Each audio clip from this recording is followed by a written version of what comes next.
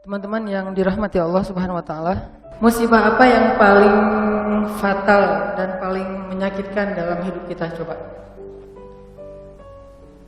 Ini ada dapat beberapa share ya. Kata sebagian teman-teman, musibah yang paling luar biasa itu dan susah banget buat ngerelain, ditinggal pas lagi sayang-sayangnya.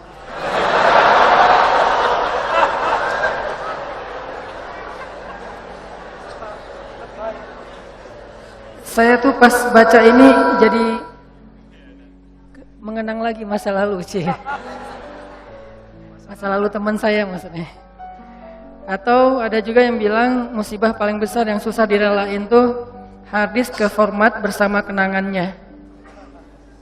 Jadi tiba-tiba harddisknya error dan di dalamnya banyak foto-foto tentang masa lalu. Terus ada juga yang bilang ketika memasukkan uang 1.000 yang ternyata uang 100.000 ke kotak amal. Masa itu musibah? Ada juga yang bilang musibah yang susah kita rela itu adalah Ronaldo pindah ke Juventus.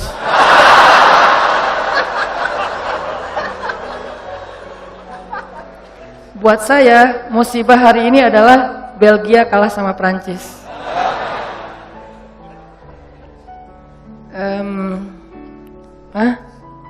Ada yang bilang musibah itu adalah ketika sosok yang kita pilih gagal di pilgub.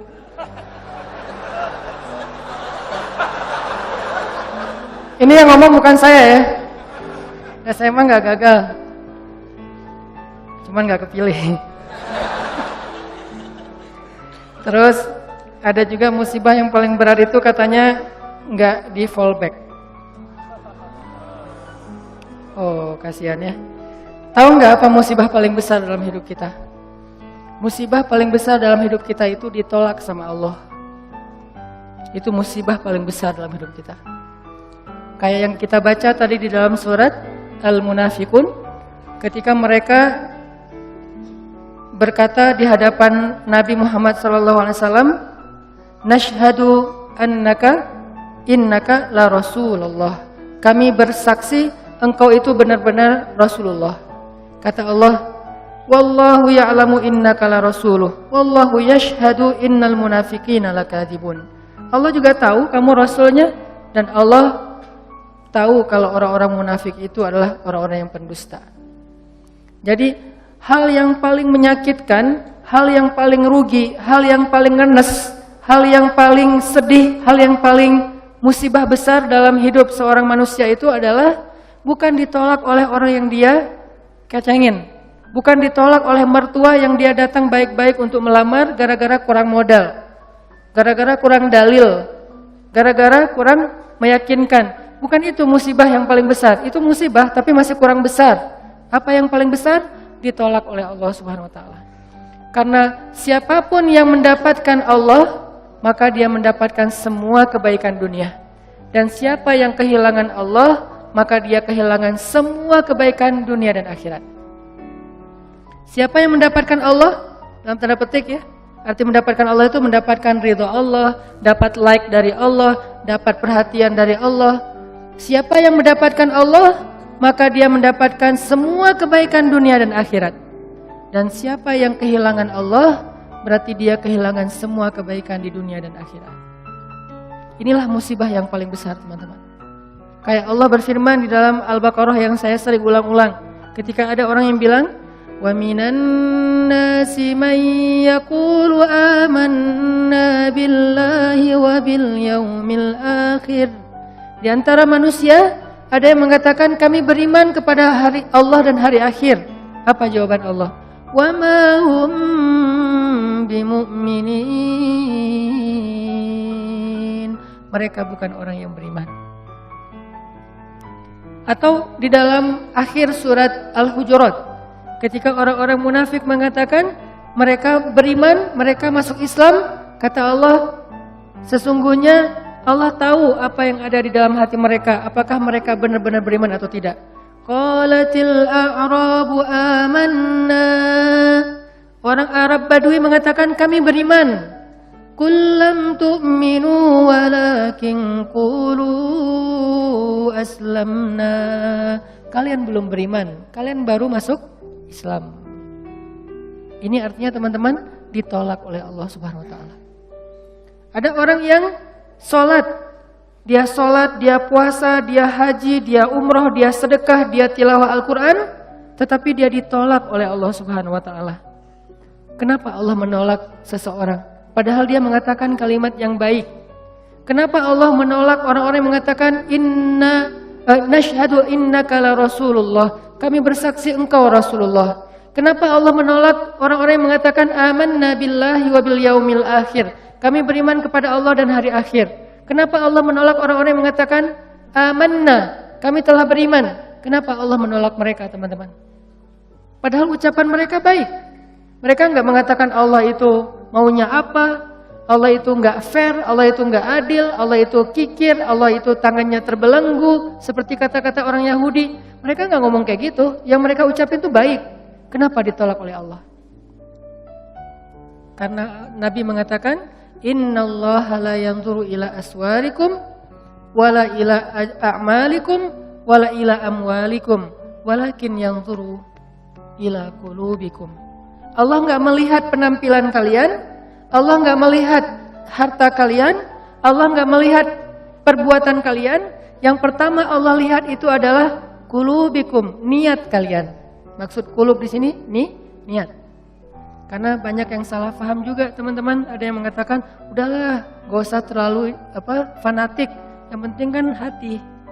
Allah kan ngelihat hati. Maksud ngelihat hati ini bukan ngelihat organ yang bernama jantung. Yang maksud ngelihat hati ini bukan ngelihat apa yang kita rasain, bahagia, nggak bahagia, bukan. Maksud walakin yanzur ila qulubikum ay yanzur ila niyatikum. Maksud melihat kepada hati itu adalah Allah melihat ke dalam niat kalian. Apakah kalian mengatakan itu dengan jujur bahwa kalian benar-benar beriman, atau itu hanya basa-basi? Apakah kalian mengatakan itu dengan jujur karena benar-benar yakin berserah diri kepada Allah, atau itu hanya modus supaya ditolong oleh Allah, kemudian besok kalian akan meninggalkan Allah setelah mendapatkan kebaikan itu? Allah Maha tahu.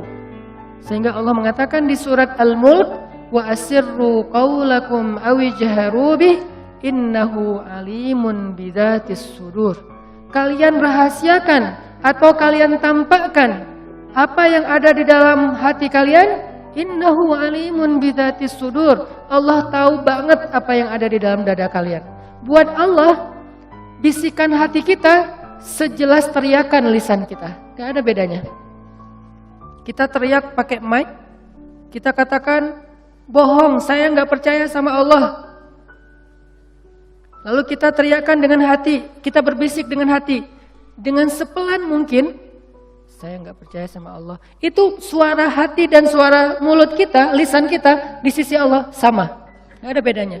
Nggak ada cerita kalau dengan mulut kita bilang, ya Allah saya percaya kepada Engkau, saya berserah diri kepada Engkau, Allah dengar. Giliran dalam hati kita bilang, enggak sih sebetulnya nggak gitu-gitu amat. Apa? Allah nggak kayak gitu. Karena Allah mendengar isi hati kita sejelas mendengar suara dengan lisan kita. Sangat jelas. Sehingga ketika ada Nabi yang berdoa dengan suara yang lirih, Nabi siapa? Zakaria. Dzikru rahmati rabbika 'abdahu Zakaria idz nada rabbahu nidaan khafiyya. Nidaan khafiyya, suara yang lembut, pelan, lirih. Tidak ada yang mendengar seorang pun kecuali Allah Subhanahu wa taala. Allah mendengar dengan jelas. Bahkan kalau suara itu tersembunyi di dalam lautan yang gelap, lebih dalam daripada Danau Toba, gelap banget nih. Karena nggak mungkin ikan hut, ikan paus hidupnya di perairan yang dangkal, nggak mungkin. Dia hidup di perairan yang dalam, yang mungkin kedalamannya di bawah 1 kilometer. Bahkan kalau seseorang kemudian ditelan ikan hut, ikan paus, lalu ikan paus itu membawanya ke dalam lautan, di dalam samudra, tiba-tiba orang yang di dalam perut ikan itu bersuara, Subhanaka inni kuntu minaz zalimin. subhanaka inni kuntu minaz zalimin. Pelan sekali suara itu terdengar dengan jelas di arasy Allah Subhanahu wa taala. Jadi enggak ada yang tersembunyi dari Allah. Sehingga apa yang menyebabkan kita ditolak oleh Allah, teman-teman? Bukan ucapan kita kurang fasih. Bukan bacaan Al-Qur'an kita kurang makhraj, kurang bagus tajwidnya. Bukan ketika kita sholat gerakan kita kurang sempurna, bukan. Tapi hati kita yang kurang ikhlas, itu penyebab seseorang ditolak. Bisa jadi gerakan sholatnya sempurna, bisa jadi bahasa Al-Qur'annya ketika dia membaca indah sekali. Kalau hatinya tidak seperti yang dia ucapkan, kalau hatinya tidak ikhlas kepada Allah, Allah tolak semuanya. Sehingga salah satu di antara 3 orang yang pertama masuk neraka padahal dia soleh siapa? Qari'ul Quran, orang yang membaca Al-Quran dengan baik. Hafiz 30 juz dengan 10 qiraat plus riwayat. Kan ini gak mudah kan? Hafal 30 juz, 10 qiraat pakai riwayat. Karena saya pernah ngalamin sulitnya mencari atau mendapatkan riwayat Al-Quran itu susah banget. Saya termasuk orang yang belum berhasil mendapatkan itu. Pernah saya mau daftar ke guru saya, Syekh Tariq Faris di Mesir. Syekh, saya pengen ngambil riwayat Al-Quran. Syekh senang karena beliau suka dengan bacaan saya. Ya udah sini, saya akan ajarin kamu. Syaratnya pertama, kamu hafal 1 buku. Saya dikasih 1 buku, tebalnya 500 halaman. Isinya adalah syair. Kurang lebih 500 halaman, isinya syair. Dan syair itu berbunyi tentang cara baca Al-Quran. Huruf ini ketemu huruf ini, dibaca begini. Ayat ini wakafnya di sini, Nabi dulu wakafnya di sini, ini bacanya dengan riwayat ini begini, riwayat itu begitu dan seterusnya. Tapi bentuknya syair, bahasa Arabnya matan. Syair 500 halaman kurang lebih disuruh hafal. Dikasih. Ternyata kita satu geng, saya beberapa teman-teman termasuk ada anak Mesir. Seminggu kemudian diuji sama Syekh. Ketika seminggu setelah itu kita datang ke Syekh, tiba-tiba anak Mesir, teman saya, dia bilang, Syekh, saya sudah hafal syair itu. Buku tebal, dia hafal seminggu. Terus dites sama Syekh saya, lancar. Terus Syekh saya tanya ke saya, Hanan gimana? Syekh, daftar isi juga belum? Daftar isinya aja belum kehafal, dia udah hafal 1 buku. Saking susahnya mendapatkan riwayat Al-Quran. Jadi kalau ada orang yang hafiz Al-Quran pakai riwayat, itu keren banget tuh. Tapi sekeren itu, sedahsyat itu, sesulit itu dia memperoleh 1 riwayat Al-Quran. Kalau nggak ikhlas, habis semuanya. Riya sedikit aja. Riya itu nggak perlu ke ribuan orang, 1 orang cukup. Karena riya itu kan nggak harus, saya riyanya cuma 1 orang doang kok, masa hilang sih? Enggak, 1 orang aja kalau kita riya, habis. Apalagi riyanya kepada ribuan orang. Saya pernah ceritakan gimana sulitnya menjaga ikhlas. Ikhlas itu gampang, yang susah itu menjaga ikhlas. Di awal, insya Allah ikhlas. Gak mungkin juga kita di awal pengen riya, kan gak mungkin ya. Usolli sunnata tahiyatul masjid ri'a an-nas. Kan gak ada ya. Saya sengaja sholat sunnah tahiyatul masjid karena pengen pamer aja. Allahu Akbar, kan gak mungkin kan. Gak ada di antara kita yang sengaja beramal karena pengen riya. Kita gak di level itu, insya Allah itu bukan level kita. Kita 1 level di atasnya. Di awal ikhlas. Pasti kita mengatakan lillahi ta'ala, karena Allah. Tapi masalahnya di tengah ketika kita lagi ngerjain itu. Ketika kita lagi sedekah lewat kenceleng, dari ujung kita lihat 1.000, 2.000, 5.000, paling banter 10.000. Kita 100.000 gitu kan. Pas ngeluarin, asa nggak rela ya 100.000 tapi nggak ada yang lihat. Akhirnya kita sok ikhlas. Bukan ikhlas, so ikhlas, ditutup di depan biar nggak kelihatan, tapi di belakang orang pada ngelihat. 100.000. Terus nggak dimasukin semuanya, harus ada sisanya, terutama yang bagian angka. Geser aja ke sebelah, biar dilihat, 100.000. Pura-pura ikhlas. Ini namanya meriakkan keikhlasan. Meriakkan keikhlasan. Jadi gak gampang teman-teman untuk ikhlas. Makanya untuk menjaga keikhlasan, makanya kita berlindung kepada Allah. Ya Allah, jangan tolak saya gara-gara saya tidak mampu menjaga ikhlas. Saya beristighfar, minta ampun kepadamu ya Allah kalau saya pernah riya. Karena kalau ditolak sama Allah, udah kita gak dapat kebaikan apa-apa di dunia maupun di akhirat. Kalau Allah menerima kita, maka kita diberikan kebaikan dunia dan akhirat. Wa innama likulli imri'in ma nawa. Semua orang mendapatkan sesuai dengan apa yang ada di dalam hatinya, niatnya, apa yang dia niatkan. Faman kanat hijratuhu ilallahi wa rasulih, fa hijratuhu ilallahi wa rasulih. Kalau Allah menerima kita, kita minta apa aja Allah kasih. Tapi kalau Allah menolak kita, kita mau jungkir balik di Raudhah malam Jumat, bulan Ramadan, pas lagi Lailatul Qadar, gak akan diterima oleh Allah. Kenapa? Udah ditolak. Makanya musibah paling besar itu teman-teman ditolak oleh Allah. Dan Allah menolak kita bukan karena melihat perbuatan kita yang kurang sempurna, amal soleh kita yang tidak terlalu ideal, tapi karena Allah melihat hati kita yang cacat. Cacatnya itu bukan amalannya, tetapi perasaannya, hatinya, niatnya. Kan ada tuh cerita tentang 3 orang yang lagi touring, kemudian terjadi badai, akhirnya mereka berlindung di dalam sebuah gua kan. Kemudian jatuhlah sebuah batu besar menutup pintu gua, mulut gua. Akhirnya mereka sadar, wah kita gak akan selamat nih. Satu-satunya yang bisa buat kita selamat adalah kita duduk berdoa kepada Allah. Karena mau ngedorong batu gak mungkin, nyari jalan lain mentok. Duduklah mereka bertiga berdoa kepada Allah. Orang yang pertama berdoa, ya Allah, saya punya kedua orang tua yang udah sepuh. Ayah dan ibu yang sudah sepuh, yang sudah tua. Dan saya selalu berbakti kepada keduanya.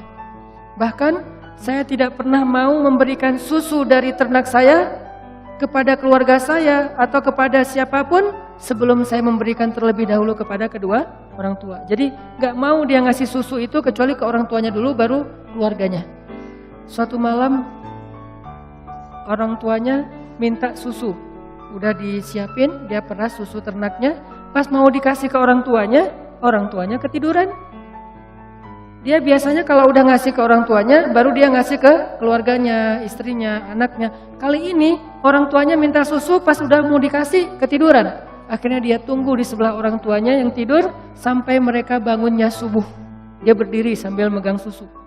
Kenapa? Dia nggak mau nanti orang tuanya tiba-tiba bangun, manggil dia untuk 2 kali. Dia nggak mau orang tuanya memanggil dia 2 kali. Dia hanya dia pengen sekali manggil udah ada. Sehingga kalau misalnya nanti orang tuanya bangun, dia langsung memberikan susu. Dia tungguin megang susu sampai subuh. Kebayang nggak dari habis Isya megang susu berdiri sampai subuh demi ingin menyenangkan hati kedua orang tuanya. Dan resikonya apa? Resikonya pegel. Resiko yang lain apa? Resiko yang lain dia tidak tidur semalaman.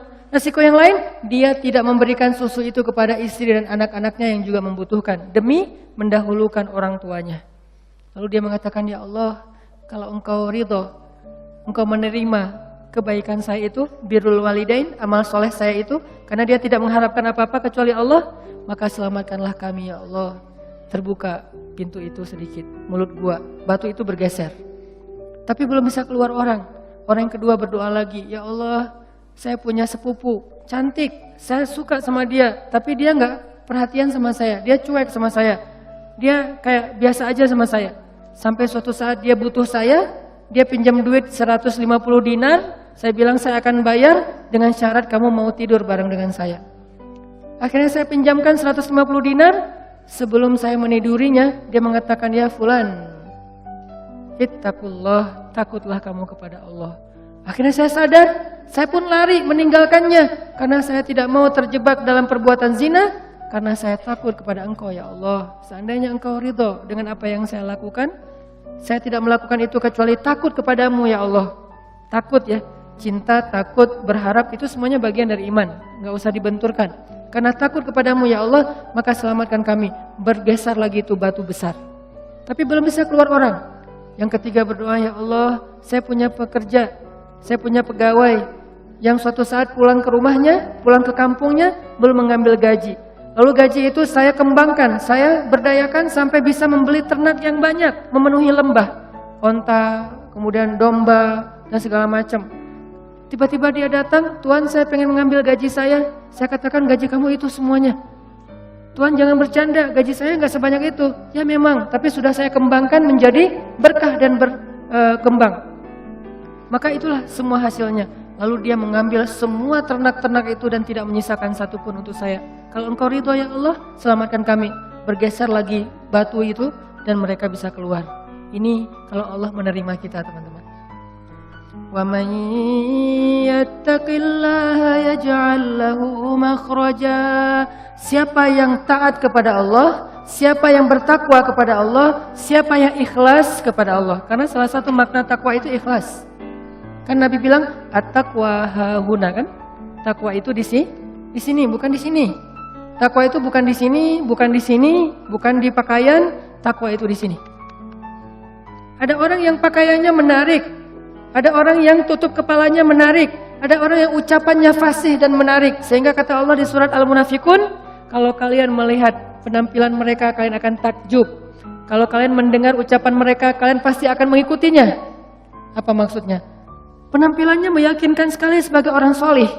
Terlihat sekali aura orang yang taat kepada Allah. Penampilannya tuh udah syar'i banget. Kalau dia seorang laki-laki, penampilannya terkesan orang yang paling banyak ilmu. Kalau dia seorang perempuan, penampilannya terkesan orang yang sangat menjaga diri, tertutup rapat auratnya. Dan kalau dia bicara, kalian akan mendengar ucapan mereka. Kenapa? Dia bicara Allah berfirman, Rasulullah bersabda, Allah berfirman, Rasulullah bersabda. Semuanya dalil. Kenapa malah Allah menyebut mereka orang munafik? Karena apa yang mereka tampilkan, apa yang mereka ucapkan tidak sesuai dengan apa yang mereka niatkan di dalam hati. Lagi-lagi ini bukan untuk menjudge orang lain. Jadi jangan sampai nanti kalau kita ngelihat ada orang yang berpenampilan solih, arti solih itu ya penampilannya kelihatan ahli ibadah, terus kita bilang, itu ada tuh di surat Al-Munafikun kayak gitu. Jangan. Langsung kita menjudge orang lain seolah-olah itu kayak di surat Al-Munafikun ayat 4. Terus kita lihat cewek yang jilbabnya syar'i, nah itu ayat 4 Al-Munafikun banget tuh. Nggak bisa, karena kita nggak tahu kan isi hatinya. Maka kalau kita nggak tahu isi hatinya, tugas kita apa teman-teman? Tugas kita adalah berbaik sangka. Tugas kita menghindari prasangka buruk. Tugas kita kepada sesama manusia berbaik sangka. Dan tugas kita kepada diri kita sendiri adalah muhasabah diri, memperbaiki diri kita sendiri, menghitung-hitung kesalahan kita sendiri. Kalau orang lain jangan cari-cari kesalahan, apalagi dihitung-hitung. Wala tajassasu, jangan cari-cari kesalahan orang lain. Sehingga kalau ada teman kita postingannya tuh bagus, tapi ada celah sedikit aja, itu yang dikomentarin. Padahal bukan itu inti dari postingan tersebut. Nah ini berarti tajassus. Apakah kita lupa dengan ayat itu? Padahal itu ayat yang paling populer di surah Al-Hujurat. Sampai Allah mengatakan, maukah kalian memakan bangkai saudara kalian sendiri sementara kalian merasa jijik? Ini artinya gak bisa kita menjudge orang lain. Ini lebih ke diri kita sendiri. Ternyata Allah gak ngelihat dulu penampilan kita, walaupun itu nanti akan dilihat, cuman bukan yang pertama. Kalau ini beres, baru dilihat yang penampilan, dilihat ucapan, dilihat perform kita. Kalau ini udah beres. Kalau ini gak beres, yang lain gak dilihat.